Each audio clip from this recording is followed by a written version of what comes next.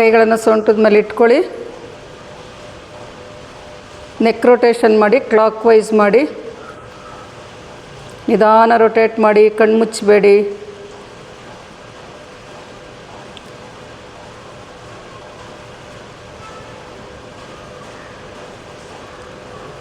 Reverse ಮಾಡಿ.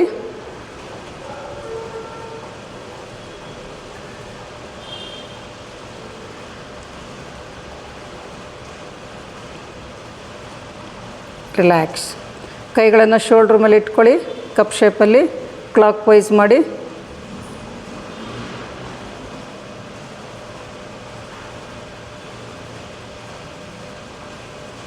Reverse.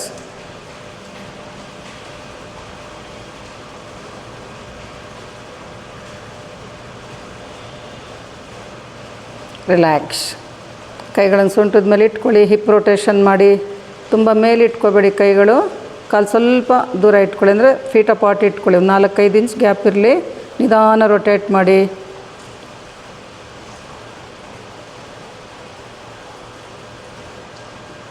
Reverse.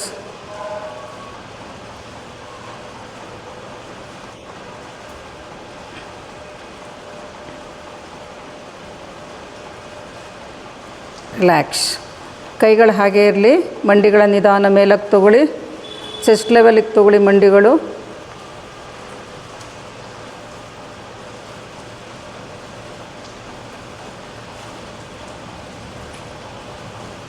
ಕೈಯಿಂದ ಹಿಡ್ಕೊಂಡು ಲಿಫ್ಟ್ ಮಾಡ್ಕೊಳ್ಳಿ. ಒಂದು ಸಲ ಇನ್ನೂ ಜಾಸ್ತಿ ಲಿಫ್ಟ್ ಆಗುತ್ತೆ. ಬಗ್ಗಬೇಡಿ, ಬೆನ್ನೇರ ಇಟ್ಕೊಂಡು ಮಾಡಿ.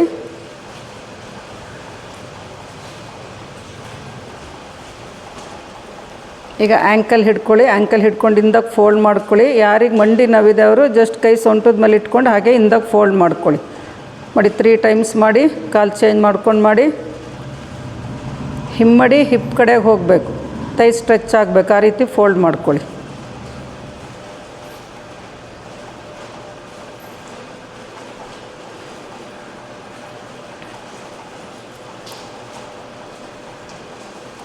ಸಾಕು. ರಿಲ್ಯಾಕ್ಸ್.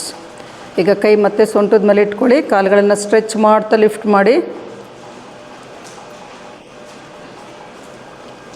ಸರಳ ವ್ಯಾಯಾಮಗಳು ಇದೆಲ್ಲ ಮಾಡ್ಕೋಬೇಕು ಡೈಲಿ. ಎಲ್ಲರೂ ಒಂದು 5 ನಿಮಿಷ 10 ನಿಮಿಷ ಮಾಡ್ಕೊಳ್ಳಿ. ಕಡಿಮೆ ಅಂದರೆ 5 ನಿಮಿಷನಾದರೂ ಮಾಡ್ಕೊಳ್ಳಿ. ಕೆಲವು ಆಸನಗಳು ತುಂಬ ಇದೆ ವಾರ್ಮಪ್ ಎಕ್ಸಸೈಸು.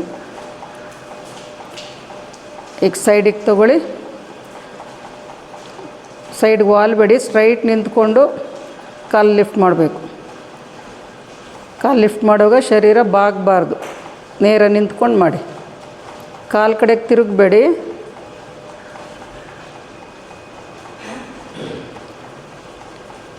ರಿಲ್ಯಾಕ್ಸ್. ಈಗ ಎರಡೂ ಕೈಗಳನ್ನು ಮುಂದಕ್ಕೆ ತೊಗೊಳ್ಳಿ, ಮುಷ್ಟಿ ಕಟ್ಟಿ. ಇನ್ಹೇಲ್ ಎಕ್ಸೇಲ್ ಟರ್ನ್ ಮಾಡ್ಕೊಳ್ಳಿ, ಟ್ವಿಸ್ಟಿಂಗ್ ಮಾಡಿ. Breathe in, twisting. Breathe in, breathe out. ಚೆನ್ನಾಗಿ ಟರ್ನ್ ಮಾಡ್ಕೊಳ್ಳಿ. ಸೊಂಟದ ಭಾಗ ಪೂರ್ತಿ ಟರ್ನ್ ಆಗಲಿ. ಕುತ್ತಿಗೆನೂ ತಿರುಗಿಸಿ. ಕೈ ಮುಷ್ಟಿ ಕಟ್ಕೊಂಡು ಮಾಡಿ. ಭುಜಗಳ ಲೈನಲ್ಲೇ ಇರಲಿ. ಕೈಗಳು ಕೆಳಗೆ ತೊಗೋಬೇಡಿ. ಈಗ ಕೈ ಬೆರಳು ಲಾಕ್ ಮಾಡ್ಕೊಳ್ಳಿ. ಕೈ ಬೆರಳು ಲಾಕ್ ಮಾಡ್ಕೊಂಡು ಸ್ಟ್ರೆಚ್ ಮಾಡ್ತಾ ಟರ್ನ್ ಮಾಡಿ.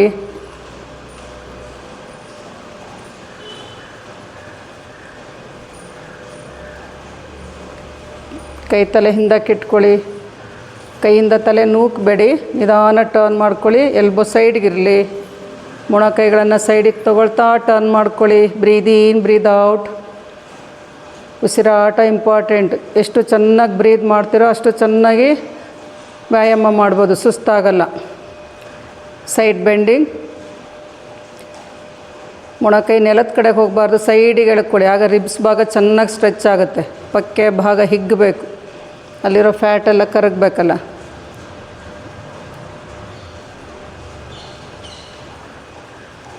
ಈಗ ಕೈಗಳನ್ನು ಹಾಗೆ ಸೈಡಿಗೆ ತೊಗೊಳ್ಳಿ. ಸೈಡಿಗೆ ಸ್ಟ್ರೆಚ್ ಮಾಡ್ಕೊಳ್ಳಿ. ಎರಡೂ ಕೈಗಳನ್ನು ಕಾಲು ದೂರ ಮಾಡ್ಕೊಳ್ಳಿ. ದೂರ ಮಾಡ್ಕೊಂಡು ಸೈಡ್ ಬೆಂಡಿಂಗ್ ಮಾಡಿ. Breathe in, breathe out.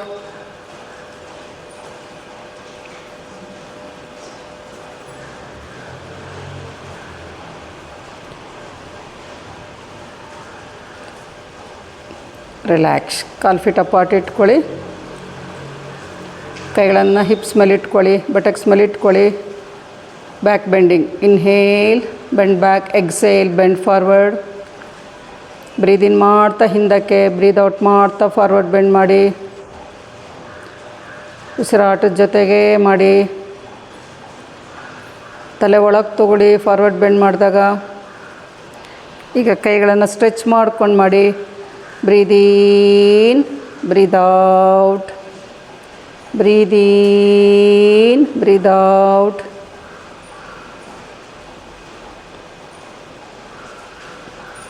Bend forward, relax.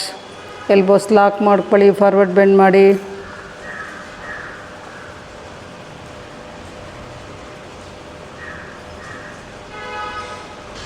ನಿಧಾನ ಮೇಲಕ್ಕೆ ಬನ್ನಿ, ಕೈ ಕೆಳಗೆ ಬಿಡಿ, ರಿಲ್ಯಾಕ್ಸ್. ಸಮಸ್ಥಿತಿ, ನಮಸ್ಕಾರ ಸ್ಥಿತಿ. ಕೈಗಳನ್ನು ಜೋಡಿಸಿ ಸ್ಟರ್ನಮ್ ಹತ್ರ ಹಸ್ತಗಳನ್ನು ಒತ್ತಿ ಕಣ್ಮುಚ್ಚಿ ಡೀಪ್ ಇನ್ಹಲೇಷನ್, ಎಕ್ಸಲೇಷನ್ ಮಾಡಿ ಒಂದು ಸಲ. ಓಂ ಹಿರಣ್ಮಯೇನ ಪಾತ್ರೇಣ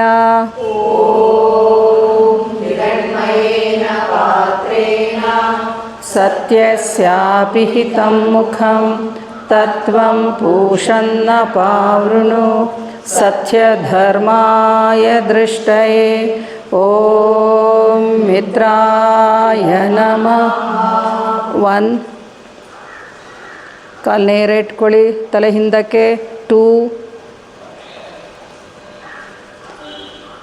3,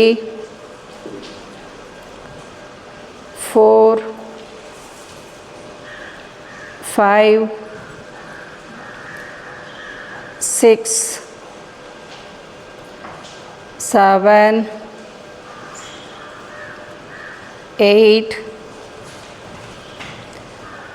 9, 10. ಓಂ ರವಯೇ ನಮಃ. ಓಂ ರವಯೇ ನಮಃ. 1, 2, 3, 4, 5, 6, 7, 8, 9, 10. ಓಂ ಸೂರ್ಯಾಯ ನಮಃ. ಓಂ ಸೂರ್ಯಾಯ ನಮಃ. ಊರ್ಧ್ವಾಸನ, ಉತ್ತಾನಾಸನ, ಏಕಪಾದ ಪ್ರಸರಣಾಸನ, ದ್ವಿಪಾದ ಪ್ರಸರಣಾಸನ, ಶಶಂಕಾಸನ,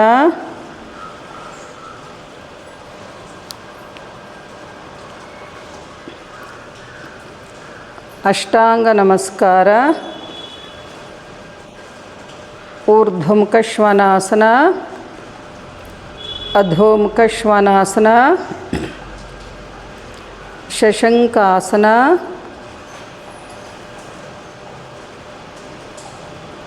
ಏಕಪಾದ ಪ್ರಸರಣಾಸನ,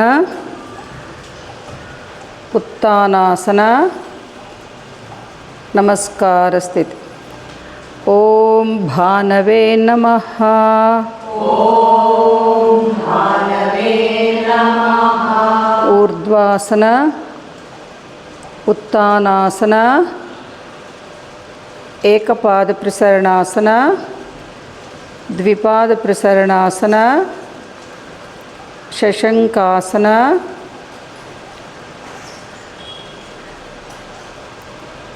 ಅಷ್ಟಾಂಗ ನಮಸ್ಕಾರ,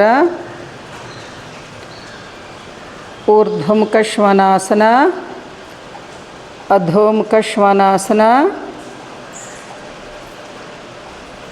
ಶಶಂಕಾಸನ,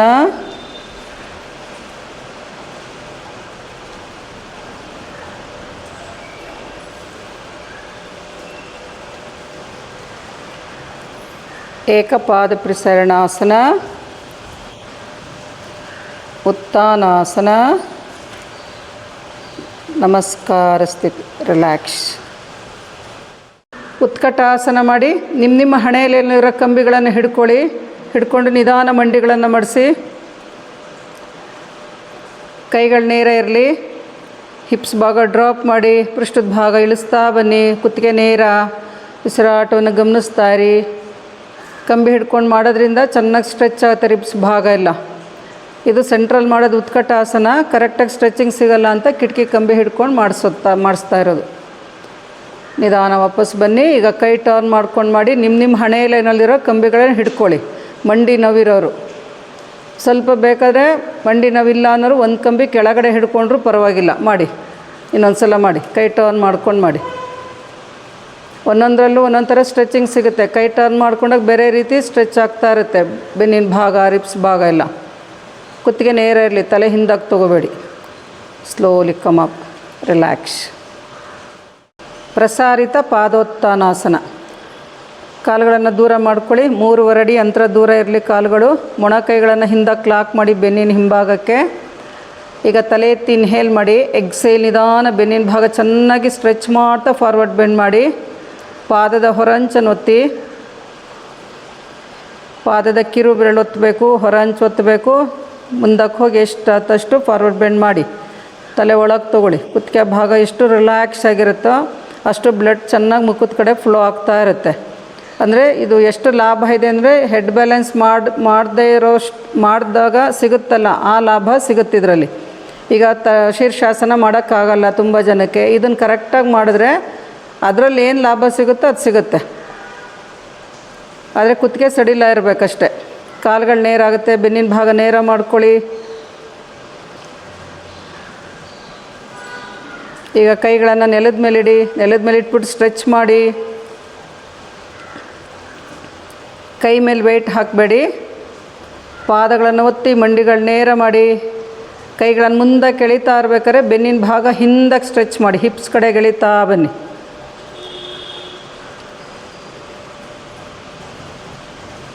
ಈಗ ಔಟರ್ ಹೀಲ್ ಹಿಡ್ಕೊಳ್ಳಿ. ಹಿಮ್ಮಡಿ ಭಾಗ ಹಿಡ್ಕೊಳ್ಳಿ. ಹಿಮ್ಮಡಿ ಕೆಳಗಡೆ ನಿಮ್ಮ ಕೈ ಬೆರಳಿನ ತುದಿ ಬರೋ ಥರ ಇಟ್ಕೊಳ್ಳಿ. ಆಗ ಶೋಲ್ಡ್ರು ಚೆನ್ನಾಗಿ ಅಗಲ ಆಗುತ್ತೆ. ಕುತ್ತಿಗೆ ರಿಲ್ಯಾಕ್ಸ್ ಆಗಿರುತ್ತೆ. ನೀವು ಆ್ಯಂಕಲ್ ಹಿಡ್ಕೊಂಡಾಗ ಟೈಟ್ ಮಾಡ್ತೀರಾ, ಅದರಿಂದ ಔಟರ್ ಹೀಲ್ ಹಿಡ್ಕೋಬೇಕು. ಕಾಲು ತುಂಬ ದೂರ ಇದ್ದರೆ ಸ್ವಲ್ಪ ಹತ್ತಿರ ತೊಗೋಬೇಕು, ಆಗ ಹಿಮ್ಮಡಿ ಸಿಗುತ್ತೆ. ತಲೆ ಒಳಗೆ ತೊಗೊಳ್ಳಿ. ಕೈಗಳನ್ನು ಮಡಿಸ್ತಾ ಕುತ್ತಿಗೆ ರಿಲ್ಯಾಕ್ಸ್ ಆಗಿ ಇಟ್ಕೊಳ್ಳಿ. ಉಸಿರಾಟವನ್ನು ಗಮನಿಸ್ತಾ ಇರಿ.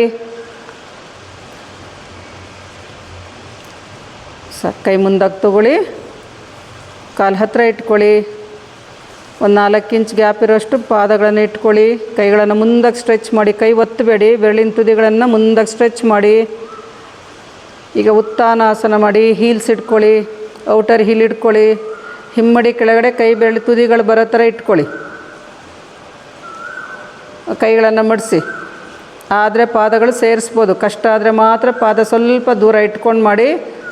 ಟೋಸ್ ಮೇಲೆ ವೆಯ್ಟ್ ತೊಗೊಳ್ತಾ ಕೈಗಳನ್ನು ಮಡಿಸಿ. ಎಲ್ಲರೂ ತಲೆ ಒಳಗೆ ತೊಗೊಳ್ಳಿ. ನಿಧಾನ ಮೇಲಕ್ಕೆ ಬನ್ನಿ. ಕೈ ಸ್ಟ್ರೆಚ್ ಮಾಡ್ತಾ ಕೈ ಕೆಳಗೆ ಬಿಡಿ. ರಿಲ್ಯಾಕ್ಸ್. ಕಾಲುಗಳು ನೇರ ಇಟ್ಕೊಂಡು ಕೂತ್ಕೊಳ್ಳಿ. ಬೆನ್ನೇರ ಇರಲಿ. ಕೈಗಳನ್ನು ಹಿಪ್ಸ್ ಹತ್ರ ಇಟ್ಕೊಳ್ಳಿ. ಸೈಡಲ್ಲಿ ಪೃಷ್ಠದ ಪಕ್ಕದಲ್ಲಿ ಇಟ್ಕೊಳ್ಳಿ. ಪಾದದ ಬೆರಳೆಲ್ಲ ನಿಮ್ಮ ಕಡೆಗಿರಲಿ. ಸಮತಲ ಸ್ಥಿತಿ. ಪಾದದ ಒಳ ಅಂಚನ್ನು ಮುಂದಕ್ಕೆ ನೂಕಿ.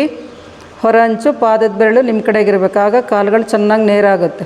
ಇದಕ್ಕೆ ಇನ್ನೊಂದು ಹೆಸರು ದಂಡಾಸನ. ಇದು ಸಮತಲ ಸ್ಥಿತಿ, ದಂಡಾಸನ ಅಂತೆಲ್ಲ ಹೇಳ್ತಾರೆ. ಅಂದರೆ ಕೂತ್ಕೊಂಡು ಮಾಡೋ ಆಸನಗಳಿಗೆ ಮಾಡೋಕ್ಕೆ ಮುಂಚೆ ಈ ಥರ ಕೂತ್ಕೊಳ್ಳೋದು. ಈಗ ಪಾದಗಳನ್ನು ಹಾಗೆ ಸ್ಪ್ರೆಡ್ ಮಾಡಿ. ಉಪವಿಷ್ಟ ಕೋನಾಸನ. ನೇರ ಕೂತ್ಕೊಳ್ಳಿ. ಹಿಮ್ಮಡಿಗಳನ್ನು ಸ್ಟ್ರೆಚ್ ಮಾಡ್ತಾಯಿರಿ. ಪಾದದ ಬೆರಳು ನಿಮ್ಮ ಕಡೆಗಿರಲಿ. ಪಾದಗಳು ಬೀಳಬಾರ್ದು. ಶೋಲ್ಡ್ರ್ ಹಿಂದಕ್ಕೆ ರೋಲ್ ಮಾಡಿ. ಈಗ ಎರಡೂ ಕಡೆ ಕೈಗಳನ್ನು ಸ್ಟ್ರೆಚ್ ಮಾಡ್ಕೊಳ್ಳಿ. ಪಾದದ ಕಡೆಗೆ ಬಲಕ್ಕೆ ಬ್ರೀದ್ ಇನ್. ಈಗ ಎಡಕ್ಕೆ ಬ್ರೀದ್ ಔಟ್ ಇನ್ನೊಂದು ಕಡೆಗೆ ಮಾಡ್ತಾ ಬನ್ನಿ. ಹಾಗೆ ಬ್ರೀದ್ ಇನ್ ಒಂದು ಕಡೆಗೆ, ಬ್ರೀದ್ ಔಟ್ ಇನ್ನೊಂದು ಕಡೆಗೆ. ಪೂರ್ತಿ ಟರ್ನ್ ಮಾಡಿ ಮುಂದಕ್ಕೆ ಎಳ್ಕೊಳ್ಳಿ. ಕೈಗಳನ್ನು ಹಿಮ್ಮಡಿ ಕಡೆಗೆ ಎಳಿತಾ ಬನ್ನಿ. ಹಾಗೆ ಹಿಪ್ ಮಸಲ್ಸಿಂದನೂ ಚೆನ್ನಾಗಿ ಸ್ಟ್ರೆಚಿಂಗ್ ಸಿಗುತ್ತೆ ನಿಮಗೆ. ಕಾಲುಗಳು ಮಡಿಸ್ಬಾರ್ದು. ಮಾಡಿ. ಬ್ರೀದ್ ಇನ್, ಬ್ರೀದ್ ಔಟ್ ಮಾಡ್ತಾ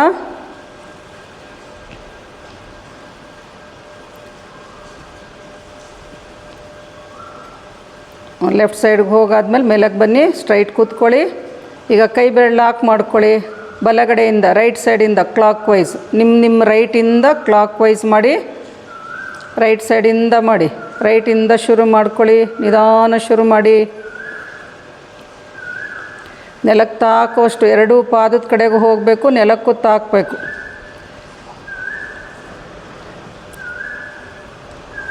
ರಿವರ್ಸ್ ಮಾಡಿ.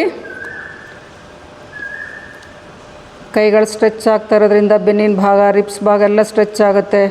ಎಕ್ಸ್ಟ್ರಾ ಫ್ಯಾಟ್ ಇರುತ್ತಲ್ಲ ಸೊಂಟದ ಭಾಗದಲ್ಲಿ, ಕೈಗಳಲ್ಲಿ, ಅಪ್ಪರ್ ಆರ್ಮಲ್ಲಿ ಅದೆಲ್ಲ ಕರಗಬೇಕು. ಕೈಗಳಿಗೂ ಶಕ್ತಿ ಬರಬೇಕು ಸ್ಟ್ರೆಚ್ ಮಾಡೋದ್ರಿಂದ, ಕಾಲುಗಳಿಗೂ ಶಕ್ತಿ ಬರಬೇಕು. ಮಂಡಿ ಹಿಂಭಾಗ ಚೆನ್ನಾಗಿ ಓಪನ್ ಆಗೋದ್ರಿಂದ ಮಂಡಿ ನೋವು ಇರೋರಿಗೆಲ್ಲ ನಮ್ಮ ಮಂಡಿ ನೋವು ಕಡಿಮೆ ಆಗುತ್ತೆ. ರಿಲ್ಯಾಕ್ಸ್. ಕಾಲು ಸೇರಿಸಿ clockwise anticlockwise ಮಾಡಿ. ಎರಡೂ ಕಡೆಗೆ ರೊಟೇಟ್ ಮಾಡ್ಕೊಳ್ಳಿ. ಮತ್ತೆ ಕಾಲು ಸ್ಪ್ರೆಡ್ ಮಾಡ್ಕೊಳ್ಳಿ. ಕೈಗಳನ್ನು ಮುಂದಕ್ಕೆ ತೊಗೊಳ್ಳಿ, ನೆಲದ ಮೇಲೆ ಇಡಿ, ತಲೆ ಎತ್ತಿ ಇನ್ಹೇಲ್ ಮಾಡಿ. ಎಕ್ಸೇಲ್, ನಿಧಾನ ಮುಂದಕ್ಕೆ ಹೋಗಿ. ಕುತ್ತಿಗೆ ರಿಲ್ಯಾಕ್ಸಾಗಿ ಇಟ್ಕೊಳ್ಳಿ. ಎಷ್ಟಾಗುತ್ತೋ ಅಷ್ಟು ಮುಂದಕ್ಕೆ ಹೋಗಿ. ಮೊಣ ಕೈಗಳನ್ನು ತಾಗ್ಸೋದಕ್ಕೆ ಪ್ರಯತ್ನ ಮಾಡಿ. ಪಾದಗಳು ಬೀಳಬಾರ್ದು. ನೀವು ಮುಂದಕ್ಕೆ ಹೋಗುವಾಗ ಪಾದದ ಬೆಳೆಲ್ಲ ನಿಮ್ಮ ಕಡೆಗೆ ಇರಲಿ.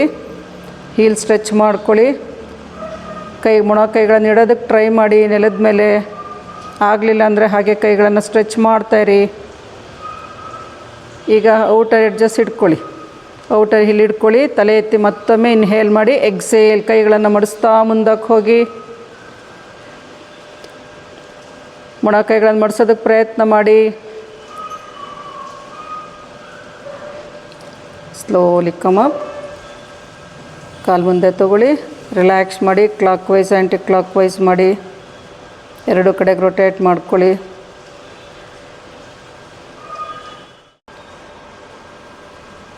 ಬದ್ಧ ಕೋನಾಸನ. ಕೈಗಳನ್ನು ನೆಲದ ಮೇಲೆ ಇಡಿ. ಹಿಂದೆ ಪಾದದ ಒಳಂಚನ್ನು ಓಪನ್ ಮಾಡಿ. ಮಂಡಿಗಳನ್ನು ಇಳಿಸ್ತಾ ಇರಿ. ಈಗ ಎಡಗೈಯಿಂದ ಎಡಮಂಡಿಯನ್ನು ಪ್ರೆಸ್ ಮಾಡಿ. ಬದ್ಧ ಕೋನಾಸನದಲ್ಲಿ ಮಾತ್ರ ಎಡಗೈಯನ್ನು ಒತ್ತಬೇಕು. ಇದರಲ್ಲೆಲ್ಲ ಟ್ವಿಸ್ಟಿಂಗಲ್ಲಿ ಬೇರೆ ಆಪೋಸಿಟ್ ಡೈರೆಕ್ಷನಲ್ಲಿ ಒತ್ತಬೇಕು. ಇದರಲ್ಲಿ ಮಾತ್ರ, ಏಕೆಂದರೆ ಪೆಲ್ವಿಕ್ ಪಾಯಿಂಟ್ ಓಪನ್ ಮಾಡೋದ ಉದ್ದೇಶದಿಂದ ಇದನ್ನು ಈ ಥರ ಮಾಡೋದು. ಉಳಿದಿದ್ದು ಟ್ವಿಸ್ಟಿಂಗಲ್ಲೆಲ್ಲ ಆಪೋಸಿಟ್ ಸೈಡ್ ಅಂದರೆ ಎಡಗೈ ಬಲಮಂಡಿ ಮೇಲೆ ಬರುತ್ತೆ. ಆ ರೀತಿ ಈಗ ಟರ್ನ್ ಮಾಡ್ಕೊಳ್ಳಿ. ಲೆಫ್ಟ್ ಸೈಡಿಗೆ ಟರ್ನ್ ಮಾಡಿ. ಈಗ ಬಲ ಹಸ್ತವನ್ನು ಬಲಮಂಡಿ ಮೇಲೆ ಒತ್ತಿ. ಪೆಲ್ವಿಕ್ ಪಾಯಿಂಟ್ ಓಪನ್ ಆಗಲಿ. ನಿಧಾನ ಪ್ರೆಸ್ ಮಾಡಿ, ಜೋರಾಗಿ ಒತ್ತಬೇಡಿ. Come back. ಪಾದದ ಬೆಳೆ ಹಿಡ್ಕೊಳ್ಳಿ. ತಲೆ ಎತ್ತಿ ಇನ್ಹೇಲ್ ಮಾಡಿ. ಎಕ್ಸೇಲ್, ನಿಧಾನ ಫಾರ್ವರ್ಡ್ ಬೆಂಡ್ ಮಾಡಿ.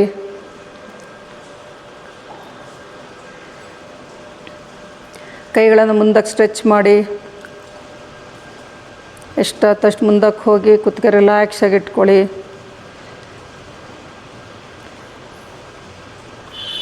ನಿಧಾನ ಮೇಲಕ್ಕೆ ಬನ್ನಿ. ಕಾಲುಗಳು ಮುಂದಕ್ಕೆ ತೊಗೊಳ್ಳಿ. ರಿಲ್ಯಾಕ್ಸ್. ಇಟ್ಕೊಂಡು ಕೂತ್ಕೊಳ್ಳಿ. ಈಗ ಎರಡೂ ಕೈಗಳನ್ನು ಸ್ಟ್ರೆಚ್ ಮಾಡಿ ಸೀಲಿಂಗ್ ಕಡೆಗೆ. ಈಗ ನಿಮ್ಮ ಬಲಕ್ಕೆ ರೈಟ್ ಸೈಡಿಗೆ ಸ್ಟ್ರೆಚ್ ಮಾಡಿ ಪೂರ್ತಿ ಟರ್ನ್ ಮಾಡಿಕೊಂಡು ಎಡಗೈಯನ್ನು ಬಲಮಂಡಿಗೆ ಒತ್ತಿ. ಬಲಗೈ ಹಿಂದೆ ನೆಲದ ಮೇಲೆ ಇಡಿ. ಟರ್ನ್ ಮಾಡ್ಕೊಳ್ಳಿ. ಸೊಂಟದ ಭಾಗ ಪೂರ್ತಿ ಟರ್ನ್ ಮಾಡಿ. ಎರಡೂ ಪಾದಗಳು ಒಂದೇ ಲೈನಲ್ಲಿ ಇರಬೇಕಿಲ್ಲಿ, ಹಿಂದೆ ಮುಂದೆ ಹೋಗಬಾರ್ದು. Slowly come back. ಮತ್ತೆ ಕೈ ಸೀಲಿಂಗ್ ಕಡೆಗೆ ಸ್ಟ್ರೆಚ್ ಮಾಡ್ಕೊಳ್ಳಿ. ಎರಡೂ ಕೈಗಳನ್ನು ಈಗ ಲೆಫ್ಟಿಗೆ ಟರ್ನ್ ಮಾಡ್ಕೊಳ್ಳಿ. ಟರ್ನ್ ಮಾಡಾದಮೇಲೆ ಬಲಗೈಯನ್ನು ಎಡಮಂಡಿಗೆ ಕೊಡಿ. ಎಡಗೈ ಹಿಂದೆ ನೆಲದ ಮೇಲೆ ಇಡಿ. ಕುತ್ತಿಗೆ ರಿಲ್ಯಾಕ್ಸ್ ಆಗಿರಲಿ.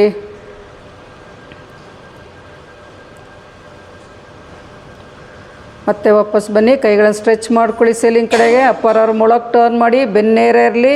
ಇನ್ಹೇಲ್ ಮಾಡಿ. Exhale, bend forward. ನಿಧಾನ ಮುಂದಕ್ಕೆ ಹೋಗಿ. ಪಾದದ ಹೊರ ಅಂಚನ್ನು ಹಿಡ್ಕೊಳ್ಳಿ. ಪಾದದ ಬೆರಳು ನಿಮ್ಮ ಕಡೆಗಿರಲಿ. ಬೆರಳು ಹಿಡ್ಕೋಬೇಡಿ. ಬೆರಳು ಹಿಡ್ಕೊಂಡಾಗ ಶೋಲ್ಡ್ರ್ ಕಿವಿ ಹತ್ತಿರ ಬರುತ್ತೆ. ಸೈಡಲ್ಲಿ ಹಿಡ್ಕೊಂಡಾಗ ಭುಜಗಳು ಅಗಲ ಆಗುತ್ತೆ. ಉಸಿರಾಟವನ್ನು ಗಮನಿಸ್ತಾ ಬನ್ನಿ. Slowly come up. ನಿಧಾನ ಕೈ ಕೆಳಗೆ ಬಿಡಿ. ಸ್ಟ್ರೆಚ್ ಮಾಡ್ತಾ ಸುಖಾಸನ. ಫಾರ್ವರ್ಡ್ ಬೆಂಡ್ ಮಾಡಿ. ರಿಲ್ಯಾಕ್ಸ್ ಮಾಡ್ಕೊಳ್ಳಿ. ಕೈ ನೆಲದ ಮೇಲೆ ಇಟ್ಟು ಮುಂದಕ್ಕೆ ಸ್ಟ್ರೆಚ್ ಮಾಡ್ಕೊಳ್ಳಿ.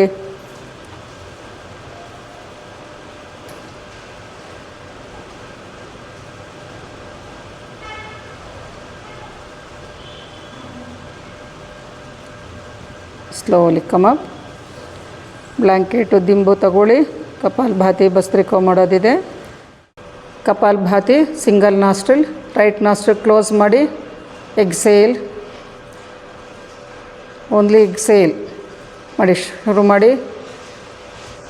ಹೊಟ್ಟೆ ಭಾಗ ಚೆನ್ನಾಗಿ ಒಳಗೆ ಕೆಳ್ಕೊಳ್ಳಿ. ಬೆನ್ನೇರ ಇರಲಿ, ಕುತ್ತಿಗೆ ನೇರ.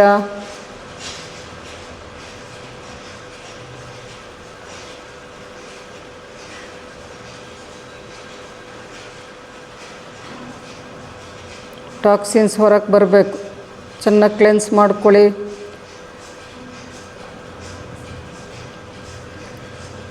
ಚೇಂಜ್ ಮಾಡ್ಕೊಳ್ಳಿ. ಲೆಫ್ಟ್ ನಾಸ್ಟ್ರಿಲ್ ಕ್ಲೋಸ್ ಮಾಡಿ.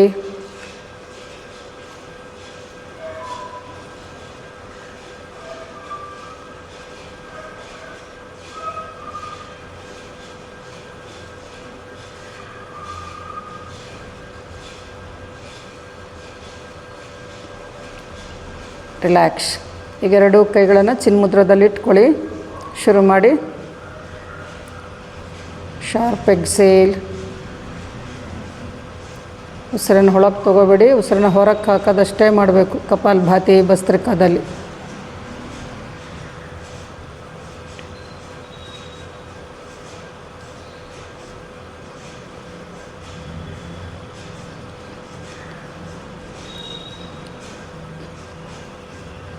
ಕಪಾಲಭಾತಿ ಪೀರಿಯಡ್ಸಲ್ಲಿ ಮಾಡಬಾರ್ದು, ಪ್ರೆಗ್ನೆನ್ಸಿಯವ್ರು ಮಾಡಬಾರ್ದು.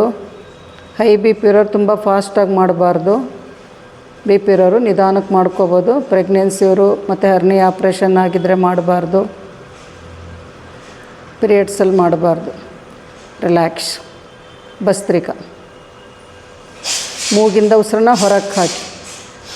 ಭಸ್ತ್ರಿಕಾ ಎಲ್ಲರೂ ಮಾಡ್ಬೋದು.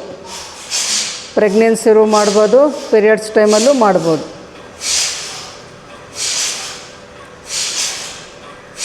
ಇದು ಮೂಗಿಂದ ಉಸಿರನ್ನು ಹೊರಕ್ಕೆ ಹಾಕೋದಲ್ವ, ಅದರಿಂದ ಏನೂ ತೊಂದರೆ ಇರೋದಿಲ್ಲ. ಇದು ಹುಬ್ಬನ್ನು ಟೈಟ್ ಮಾಡಬೇಡಿ. ಐಬ್ರೋಸ್ ರಿಲ್ಯಾಕ್ಸಾಗಿ ಇಟ್ಕೊಂಡು ಮಾಡಿ. ಮೂಗಿಂದ ಚೆನ್ನಾಗಿ ಎಕ್ಸೇಲ್ ಆಗಲಿ. ನೆಗಡಿ ಆಗಿದ್ದಾಗ, ತಲೆನೋವು ಬಂದಾಗ ಇದನ್ನೆಲ್ಲ ಮಾಡಿಕೊಂಡ್ರೆ ಬೇಗ ಕ್ಲಿಯರ್ ಆಗುತ್ತೆ. ರಿಲ್ಯಾಕ್ಸ್. ಕಣ್ಮುಚ್ಚಿ ಮುಖದ ಭಾಗವನ್ನು ಗಮನಿಸ್ತಾ ಇರಿ ಸ್ವಲ್ಪ ಹೊತ್ತು. ಮನೇಲಿ ಮಾಡೋರು ಇನ್ನೂ ಒಂದು ರೌಂಡ್ ಬೇಕಾದ್ರೆ ಮಾಡ್ಕೊಳ್ಳಿ ಎಕ್ಸ್ಟ್ರಾ. ಶವಾಸನ. ದಿಂಬು ಹಾಕ್ಕೊಂಡು ದಿಂಬಿನ ಮೇಲೆ ಒಂದು ಬ್ಲ್ಯಾಂಕೆಟ್ ಫೋಲ್ಡ್ ಮಾಡಿ ಇಟ್ಕೊಂಡಿದ್ದಾರೆ ತಲೆ ಕೆಳಗಡೆ. ಇದು ಸ್ಲ್ಯಾಂಟ್ ಆಗಿರೋದ್ರಿಂದ ಚೆನ್ನಾಗಿ ರಿಲ್ಯಾಕ್ಸ್ ಆಗುತ್ತೆ ಬೆನ್ನೋವಿದ್ದರೆ. ಮತ್ತು ಉಸಿರಾಟದ ತೊಂದರೆ ಇರುತ್ತಲ್ಲ, ಅಸ್ತಮಾ ಪೇಷಂಟ್ಗಳು, ಅವರೆಲ್ಲ ಈ ಥರ ಮಲಕ್ಕೊಂಡಾಗ ಎದೆ ಭಾಗ ಚೆನ್ನಾಗಿ ಹಿಗ್ಗೋದ್ರಿಂದ ಏನಾಗುತ್ತೆ, ಸ್ಟರ್ನಮ್ ಭಾಗ ಓಪನ್ ಆಗೋದ್ರಿಂದ ಚೆನ್ನಾಗಿ ಉಸಿರಾಟದ ಕ್ರಿಯೆ ನಡೀತಾ ಇರುತ್ತೆ. ಆವಾಗ ಅವ್ರಿಗೆ ಉಸಿರಾಟದ ತೊಂದರೆ ಕಡಿಮೆ ಆಗ್ತಾ ಬರುತ್ತೆ. ಉಸಿರಾಟ ಮಾಡೋದಕ್ಕೆ ಈಸಿ ಆಗುತ್ತೆ. ಅಸ್ತಮಾ ಪೇಷಂಟ್ಗೆ ಈ ಥರ ಮಲಕ್ಕೊಂಡಾಗ ಪ್ರತಿಯೊಬ್ಬರಿಗೂ ಇದು ಒಳ್ಳೆಯ ಆಸನ, ಶವಾಸನ. ಇದು ಬೆನ್ನು ಸೊಂಟ ನೋವೆಲ್ಲ ಕಡಿಮೆ ಆಗುತ್ತೆ. ಸ್ಲ್ಯಾಂಟ್ ಆಗಿರಬೇಕು. ತಲೆ ಕೆಳಗಡೆ ಬ್ಲ್ಯಾಂಕೆಟ್ ಇಟ್ಕೊಂಡಾಗ ಚೆನ್ನಾಗಿ ರಿಲ್ಯಾಕ್ಸ್ ಆಗುತ್ತೆ ಶವಾಸನದಲ್ಲಿ. ಇಡೀ ಶರೀರ ವಿಶ್ರಾಂತಿಲಿರಲಿ. ಮುಖ ಶಾಂತವಾಗಿ ಇಟ್ಕೊಳ್ಳಿ. ಕಾಲು ಬೆರಳಿನಿಂದ ನಡು ನೆತ್ತಿವರೆಗೆ ಪ್ರತಿಯೊಂದು ಭಾಗಗಳನ್ನು ಗಮನಿಸ್ತಾ ಪ್ರತಿಯೊಂದಕ್ಕೂ ವಿಶ್ರಾಂತಿಯನ್ನು ಕೊಡ್ತಾ ಬನ್ನಿ.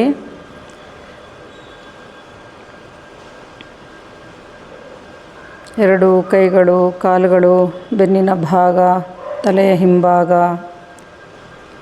ಹೊಟ್ಟೆಯ ಮಾಂಸಖಂಡಗಳು ವಿಶ್ರಾಂತಿಲಿರಲಿ. ಎದೆಯ ಭಾಗ ವಿಶಾಲ ಆಗ್ತಾ ಇರುತ್ತೆ. ದಿಂಬಿನ ಸಹಾಯದಿಂದ ಶವಾಸನ ಮಾಡ್ತಿರೋದ್ರಿಂದ ಉಸಿರಾಟದ ಕ್ರಿಯೆ ಚೆನ್ನಾಗಿ ನಡೀತಾ ಇರುತ್ತೆ. ಕುತ್ತಿಗೆಯ ಭಾಗ ವಿಶ್ರಾಂತಿಲಿರಲಿ. ಮುಖದ ಭಾಗ, ಮುಖದಲ್ಲಿರುವ ಪ್ರತಿಯೊಂದು ಮಾಂಸಖಂಡಗಳು, ಪ್ರತಿಯೊಂದು ಭಾಗಕ್ಕೂ ವಿಶ್ರಾಂತಿಯನ್ನು ಕೊಡ್ತಾ ಬನ್ನಿ. ವಿಶೇಷವಾಗಿ ಎರಡೂ ಕಣ್ಣುಗಳು, ಕಣ್ಣಿನ ಸುತ್ತ ಇರುವ ನರಗಳು, ಮಾಂಸಖಂಡಗಳು, ಕಣ್ಣು ಗುಡ್ಡೆಗಳು ವಿಶ್ರಾಂತಿಲಿರಲಿ. ಕಣ್ಣರೆಪ್ಪೆ ಕೆಳಗಿಡಿಸಿ ಕಣ್ಣರೆಪ್ಪೆಯಿಂದ ಕಣ್ಣು ಗುಡ್ಡೆಯನ್ನು ಒತ್ತಬೇಡಿ. ಹುಬ್ಬುಗಳು ಸಡಿಲವಾಗಿರಲಿ. ಭ್ರೂ ಮಧ್ಯಭಾಗ ಸಡಿಲವಾಗಿರಲಿ.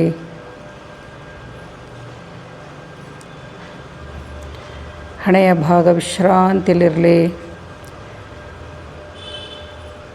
ನಡುನೆತ್ತಿಯ ಭಾಗಕ್ಕೆ ವಿಶ್ರಾಂತಿ ಕೊಡಿ. ಇಡೀ ಶರೀರಕ್ಕೆ ವಿಶ್ರಾಂತಿ ಕೊಟ್ಟ ಮೇಲೆ ಮನಸ್ಸು ನಿಧಾನವಾಗಿ ಉಸಿರಾಟದ ಕಡೆಗೆ ಬರಲಿ. ಸಹಜವಾದ ಶಾಂತವಾದ ಉಸಿರಾಟ ನಡೀತಾ ಇರಲಿ.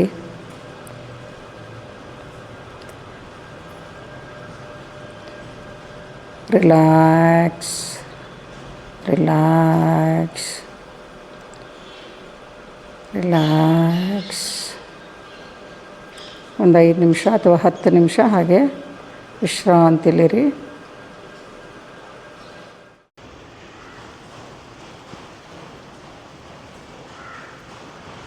ನಿಧಾನ ಕೈ ಬೆರಳು ಚಲಿಸಿ ಕಾಲು ಬೆಳಿಗ್ಗೆ ಚಲನೆ ಕೊಡಿ.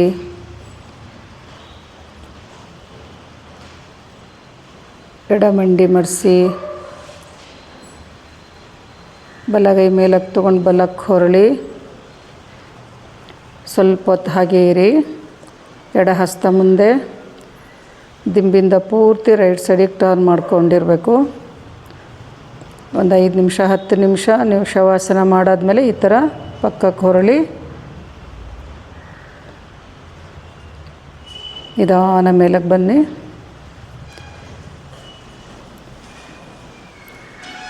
ದಿಂಬುಗಳ ಮೇಲೆ ಕೂತ್ಕೊಳ್ಳಿ, ಪ್ರಾಣಾಯಾಮ ಮಾಡ್ಕೊಳ್ಳಿ. ಮನೇಲಿ ಮಾಡೋರು ಇಲ್ಲಿವ್ರು ಪ್ರಾಣಾಯಾಮ ಮಾಡ್ತಾರೆ. ಈಗ ಶೀತಲಿ, ಸದಂತಿ, ಉಜ್ಜಾಯಿ ಯಾವುದಾದ್ರೂ ಮಾಡ್ಕೊಂಡು ನಾಡಿ ಶೋಧನ ಮಾಡ್ಕೊಳ್ಳಿ. ನಂತರ ಪ್ರೇಯರ್ ಮಾಡಿಕೊಡಿ.